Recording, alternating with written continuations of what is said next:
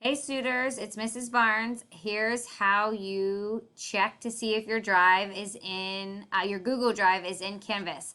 So I don't know if you can see it, but over on the left-hand side here, there's a little like speedometer. It's called your dashboard. So click on, I'm sorry, not your dashboard. Up where your account picture is, it's right above the dashboard. Click on your account. Then you're gonna go to settings. Click on your settings and scroll down to see, you'll see all of your information. It'll say Aubrey Suter, your display name. Scroll down to where it says registered services.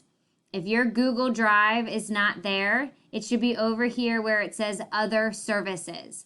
And where it says other services, you want to bring it over to where it says registered services.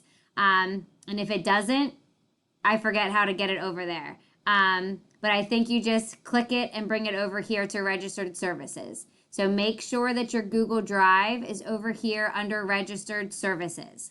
Okay? If it is, then we should be good to go. Check out the link below in your email to make sure you're uploading your documents appropriately. All right?